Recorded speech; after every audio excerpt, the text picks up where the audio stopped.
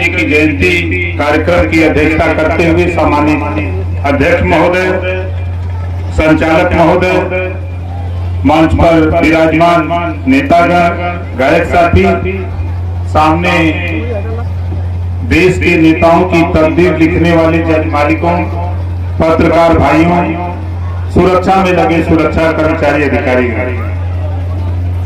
अभी हम लोगों ने बाबा साहब डॉक्टर अम्बेडकर जी की मूर्ति पे माल्यार्पण किया। मैं इधर कई दिन से सोच रहा हूं, एक महामानव देश में पैदा हुआ, तमाम झंझावात को झेलते हुए एक ऐसा ग्रंथ लिख करके हमको आपको दिया। उस ग्रंथ ने इतना बड़ा पावर हमको आपको दिया, उस पावर को, उस विचार को हम लोग समझ नहीं पा रहे। बाबा साहब डॉक्टर अम्बेडकर जी ने तीन ही बात कही, जो बात गौतम बुद्ध जी ने कही, बुद्धम शरणम गच्छामि, धम्मम शरणम गच्छामि, संघम शरणम गच्छामि। उसी बात को बाबा साहब डॉक्टर अम्बेडकर जी ने कहा, शिक्षित हो, संगठित हो, संघर्ष करो। बगैर शिक्षा के आप बाबा साहब डॉक्टर अम्बेडकर को नहीं पढ़ सकते। धन्य है मान्यवर कांसीराम जी, जो पंजाब से चल करके यूपी में आए और यूपी में गुलामों को गुलामी का एहसास कराया।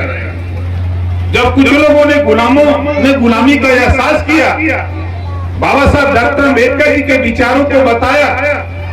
जब तक मान्यवर कांसीराम जी यूपी नहीं आए थे, तब तक देश में बाबा साहब डॉक्टर अम्बेडकर जी को जानने वालों की संख्या 10% भी नहीं थी। लेकिन धन्य है मान्यवर कांसीराम जी, हमारे जैसे लाखों लोगों को समझाया और बाबा साहब डॉक्टर अम्बेडकर के विचार को बताया कि बाबा साहब डॉक्टर अम्बेडकर जी चाहते क्या, जो आजादी के बाद राष्ट्रपिता महात्मा गांधी जी का सपना था, जो सपना गौतम बुद्ध जी का था, जो सपना महात्मा ज्योतिबा फूले का था, जो सपना सावित्रीबाई फूले का था, जो सपना छत्रपति साहू जी महाराज का था, जो सपना पंडित दीनदयाल उपाध्याय जी का था, सारे महापुरुषों के सपने को बाबा साहब डॉक्टर अम्बेडकर जी ने संविधान में पिरो दिया। संविधान में पिरो करके ये कहा, अभी मैं माल्यार्पण कर रहा था तो कांसीराम जी याद आ रहे। कांसीराम जी ने कहा था कि देखो बाबा साहब डॉक्टर अम्बेडकर जी क्या इशारा कर रहे हैं, क्या इशारा करते हैं, लेकिन हम आप समझ नहीं पाते हैं।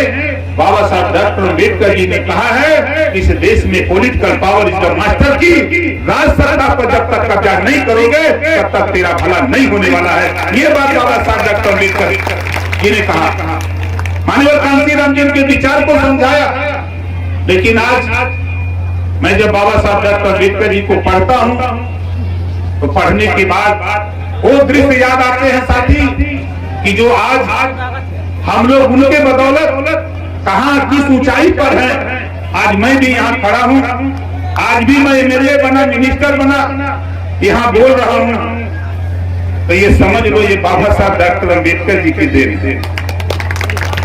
ना रब ने दिया, ना रहमान ने दिया, ना रब ने दिया, ना रहमान ने दिया, जो कुछ भी दिया बाबा साहब डॉक्टर अम्बेडकर जी ने दिया। आज वोट का पावर अगर हमारे पास नहीं होता, बाबा साहब डॉक्टर अम्बेडकर जी ने नहीं दिया होता, तो आज राकेश सिंह जी जिला पंचायत होते था, आज प्रधान जी बैठे हैं दतौरा के, क्या प्रधान होते का, आज हम एमएलए होते का।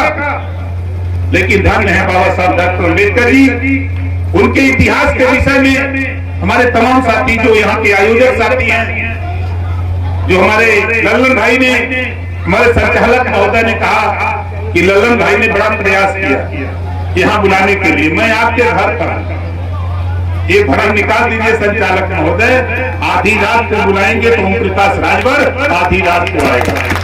और आप जो काम कर रहे हैं, जो बाबा साहब डॉक्टर अम्बेडकर जी की जयंती मना रहे हैं, इस काम के लिए तो सारा काम छोड़ करके हम आपके साथ कंधे से कंधा मिला करके चलने के लिए तैयार रहते हैं। चाहे आज बुलावे, चाहे आधी रात को बुलावे, उसकी चिंता नहीं। आपको जानकारी नहीं, मैं कल 12:30 बजे रात आया और सिर्फ यहाँ आने के लिए सारे कार्यक्रम निरस्त करके मैं इंतजार करता रहा कि कब चले, क्योंकि कार्यक्रम हमको बनारस जाना था। बनारस में कार्यक्रम है, शादी का कार्यक्रम है। लेकिन खैर आज हम उन कमेटी को धन्यवाद देता हूं भाई कि आपने बाबा साहब डॉक्टर अम्बेडकर, ये मत सोचो हम यहाँ खड़े हैं पूरा प्रदेश कि भाई जयंती तो 14 अप्रैल को लोग मना रहे थे। जब 14 अप्रैल को मैं था आपके बिहार राजपुर विधानसभा में 25,000 लोग जुटे थे। जब वहां मना रहा था तो मैं जाते रास्ते में और जब वाच किया तो धन्य है माननीय कांशीराम जी कि बाबा साहब डॉक्टर अम्बेडकर की जयंती देश नहीं पूरी दुनिया में मनाई जा रही थी 14 अप्रैल को। ये इतिहास माननीय कांशीराम जी ने करके हमको आपको बताते चले। लेकिन आज बहुत से साथी छोटी छोटी चीजों को लेकर लड़ते हैं। असली लड़ाई लड़ो भाई, असली लड़ाई लड़ो। जो बाबा साहब डॉक्टर अम्बेडकर जी ने कहा है, हमारी माताएं बहनें हैं, शिक्षा शेरनी के दूध के समान होता है। जो शिक्षा रूपी दूध को पी लेता है वह शेर की तरह दहाड़ता है, जो नहीं पी पाता है वो जानवर की तरह दर दर ठोकर खाता है। बाबा साहब ने तो यही बात कही कि शिक्षित हो, और हम गरीब कमजोर लोग, पिछड़े दलित अल्पसंख्यक लोग, गरीब लोग ये कहते हैं पैसा नहीं है। हम तो बाबा साहब के जब विचारों को पढ़ते हैं तो हम कहते हैं कि पैसे की कमी नहीं है। गरीब कहता पैसा नहीं है, हम कहते पैसे की कमी नहीं। हम यहाँ जितने भी मंच से लेकर के जितने लोग इधर हैं, हम उदाहरण देते हैं कि कोई ऐसा घर नहीं है कि जिसके घर में मोबाइल ना हो। कोई ऐसा घर नहीं है कि जिस घर में मोबाइल ना हो, और जिसके मोबाइल का रिचार्ज खत्म हो जाता है, जिसके मोबाइल का रिचार्ज खत्म हो जाए 5 घंटा, अब वो पागल हो जाता है। बोलिए सही कह रहा हूं गलत कह रहा हूं? 5 घंटे अगर रिचार्ज खत्म हो जाए तो वो पागल हो जाता है। यही बात तो बाबा साहब डॉक्टर अम्बेडकर के विचार से मैंने सीखा कि जो आपका बेटा बेटी आपके घर में है, जब मोबाइल का रिचार्ज खत्म हो जाता है तो आप गेहूं बेचो, चावल बेचो, चाहे आलू बेचो, कुछ भी बेचो, रिचार्ज करा लेते हो।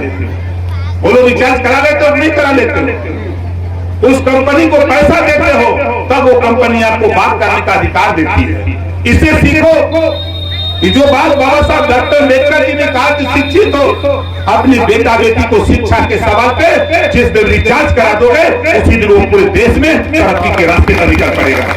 यही बात तो हम समझा रहे हैं, आज हम 22 साल से समझा रहे हैं। हमारा मकसद जो बाबा साहब डॉक्टर अम्बेडकर जी ने और माननीय कांशीराम जी ने समझाया कि सत्ता एक साधन है और सत्ता हमारे लिए महत्वपूर्ण नहीं रखता। अगर किसी को महत्व है, पिछले सरकार में हमने सत्ता को त्याग दिया, यहाँ प्रधानी से लोग रिजाइन नहीं ले सकते, लेकिन मैंने कैबिनेट मिनिस्टर से क्षण भर में अपने लिए नहीं, गरीब कमजोर पिछड़े दलित अल्पसंख्यक के लिए सत्ता को छोड़ दिया कि नहीं रहूंगा, छोड़ के चला आया। बहुत से साथियों ने कहा कैसा क्यों किया? हमने कहा कि मैंने बाबा साहब डॉक्टर अम्बेडकर को पढ़ा था, जब पिछड़े दलित अल्पसंख्यक के साथ अन्याय हो रहा था तो बाबा साहब डॉक्टर अम्बेडकर जी ने केंद्रीय मंत्रिमंडल से रिजाइन देकर के छोड़ दिया था। इस नाते मैंने भी उनके प्रति मुंह पर चल करके मैंने छोड़ दिया, तो सबकी बोलती बंद हो जाती है। इस नाते साथियों मैं तो आपसे कहूंगा कि देखो, शिक्षा लड़का पढ़ता है, बेटा पढ़ता है तो एक परिवार सुधरता है, बेटा पढ़ता है तो एक परिवार सुधरता है, बेटी पढ़ती है तो 2 परिवार सुधरता है। बेटी जब तक मायके में रहती है, माँ बाप भाई की सेवा करती है, बेटी की शादी हो जाती है, ससुराल चली जाती है तो सास ससुर की सेवा करती है। इस नाते बेटा बेटी में भेदभाव नहीं, जितनी ताकत ऊर्जा बेटा को पढ़ाने में लगाते हो उतनी ताकत ऊर्जा बेटी को भी पढ़ाने में लगाओ। बाबा साहब डॉक्टर अम्बेडकर ने जितना अधिकार पुरुषों को दिया संविधान में, उतना अधिकार महिलाओं को भी दिया। इस नाते भेदभाव नहीं। अब तो देश में लोकसभा राज्यसभा से कानून पास हो गया, 35% रिजर्वेशन महिलाओं को लोकसभा और विधानसभा में लागू होने जा रहा है 6 साल के अंदर।